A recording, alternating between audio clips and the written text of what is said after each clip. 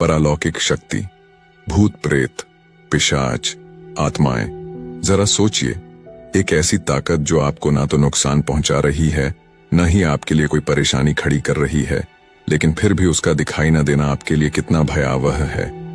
भूत प्रेत, पिशाच, आत्माएं, इन सब से जुड़ी बातें जितनी ज्यादा रोमांचित करती हैं, उतनी ही सिहरन और भय का।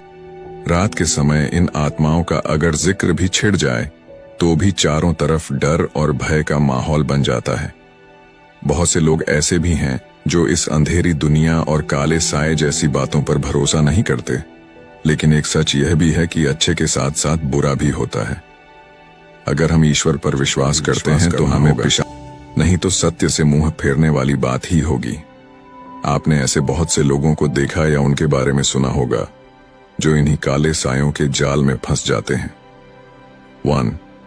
पारलौकिक शक्तियों को समझने वाले लोगों का कहना है कि अपनी इच्छाओं और अधूरी आकांक्षाओं को पूरा करने के लिए कुछ लोग मरने के बाद भी। इसके अलावा अगर अपने संबंधियों या परिचितों के साथ उनका कोई सौदा बकाया रह जाता है तो भी उनकी आत्मा को शांति नहीं मिलती और वह उस लेन देन को पूरा करने के लिए जीवित लोगों की दुनिया में कदम रखते हैं। 2. बिना शरीर के मृत आत्माएं अपनी इच्छाओं को पूरा नहीं कर सकती, इसीलिए आवश्यकता पड़ती है वह किसी व्यक्ति के शरीर में वास कर अपनी अधूरी इच्छाओं को पूरा करती हैं। ये उनकी इच्छा की गहराई और उसके पूरे होने की समय सीमा पर निर्भर करता है कि वह किसी व्यक्ति के शरीर में कितनी देर तक ठहरते हैं। यह अवधि कुछ घंटों या सालों की भी हो सकती है, कई बार तो जन्मों जन्मों तक वह आत्मा। 3. ऐसा माना जाता है कि जानवर किसी आत्मा या पिशाच की उपस्थिति को सबसे पहले भांप सकता है। अगर रात के समय कोई कुत्ता बिना किसी कारण के भौंकने लगे या अचानक शांत होकर बैठ जाए तो इसका मतलब है उसने किसी पारलौकिक शक्ति का एहसास किया है। 4. झगड़े या विवाद की भूमि या इमारत का अधिग्रहण किया जाता है और इस झगड़े के कारण किसी व्यक्ति की मृत्यु हो जाती है तो वह जगह हॉन्टेड बन जाती है। निश्चित तौर पर वहां बुरी आत्माएं अपना डेरा जमा लेती हैं। 5. लोगों को बहुत चीजें प्यारी होती हैं। किसी को अपना मोबाइल प्यारा होता है तो कोई अपने कैमरे के बिना नहीं रह सकता। लेकिन अगर आप ये सोचते हैं कि मरने के बाद ये प्यार समाप्त हो जाता है तो आप गलत हैं, क्योंकि मरने के बाद भी चीजों के साथ ये लगाव बरकरार रहता है और जिन चीजों को मृत व्यक्ति अपने जीवन में बहुत प्यार करता था मरने के बाद अपना ही समझता है। इसीलिए अगर कोई दूसरा व्यक्ति उस वस्तु को हाथ लगाए तो यह उन्हें बर्दाश्त नहीं होता। भूत प्रेत का नाम सुनते ही अचानक ही एक भयानक आकृति हमारे दिमाग में उभरने लगती है और मन में डर समाने लगता है। हमारे दैनिक जीवन में कहीं न कहीं हम भूत प्रेत का नाम अवश्य सुनते हैं। कुछ लोग दावा भी करते हैं, जबकि कुछ इसे कोरी अफवाह मानते हैं। भूत प्रेत से जुड़ी कई मान्यताएं व अफवाहें भी हमारे समाज में प्रचलित हैं। दुनिया के लगभग हर धर्म में भूत प्रेतों के बारे में कुछ न कुछ बताया गया है। विभिन्न धर्म ग्रंथों में भी भूत प्रेतों के बारे में बताया गया है। सवाल यह उठता है कि अगर वाक होते हैं तो दिखाई क्यों नहीं देते, या फिर कुछ ही लोगों को क्यों दिखाई देते हैं। धर्म ग्रंथों के अनुसार जीवित मनुष्य का शरीर 5 तत्वों से मिलकर बना होता है: पृथ्वी, जल, वायु, आकाश व अग्नि।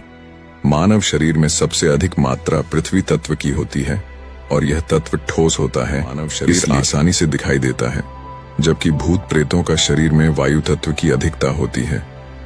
वायु तत्व को देखना मनुष्य के लिए संभव नहीं है क्योंकि वह गैस रूप में होता है, इसलिए इसे केवल आभास किया जा सकता है, देखा नहीं जा सकता। यह तभी संभव है जब किसी व्यक्ति के राक्षण गण हो या फिर उसकी कुंडली में किसी प्रकार का दोष हो। मानसिक रूप से कमजोर लोगों को भी भूत प्रेत दिखाई देते हैं, जबकि अन्य लोग इन्हें नहीं देख पाते। धर्मशास्त्रों के अनुसार भूत का अर्थ है बीता हुआ समय। दूसरे अर्थों में मृत्यु के बाद और नए जन्म होने के पहले के बीच में अमिट वासनाओं के कारण मन के स्तर पर फंसे हुए जीवात्मा को ही भूत कहते हैं। जीवात्मा अपने 5 तत्वों से बने हुए शरीर अंतिम संस्कार से लेकर पिंडदान आदि क्रियाएं पूर्ण होने तक जिस अवस्था में रहती है वह प्रेत योनि कहलाती है। गरुड़ पुराण के अनुसार व्यक्ति की मृत्यु के बाद पुत्र आदि जो पिंड और अंत समय में दान देते हैं, इससे भी पापी प्राणी की तृप्ति नहीं होती, क्योंकि पापी पुरुषों को दान श्रद्धांजलि द्वारा तृप्ति नहीं मिलती। भूख प्यास से युक्त होकर प्राणी यमलोक को जाते हैं। इसके बाद जो पुत्र आदि पिंडदान नहीं देते हैं तो वे मर के प्रेत रूप होते हैं और निर्जन वन में दुखी होकर भटकते रहते हैं। प्रत्येक नकारात्मक व्यक्ति की तरह भी भूत भी अंधेरे और सुनसान स्थानों पर निवास करते हैं। खाली पड़े मकान, खंडहर, वृक्ष व कुएं, बावड़ी आदि में भी भूत निवास कर सकते हैं। कई बार ऐसा सुनने में आता है कि किसी व्यक्ति के ऊपर भूत प्रेत का असर है। ऐसा सभी लोगों के साथ नहीं होता, क्योंकि जिन लोगों पर भूत प्रेत का प्रभाव होता है उनकी कुंडली में कुछ विशेष योग बनते हैं, जिनके कारण उनके साथ यह समस्या होती है।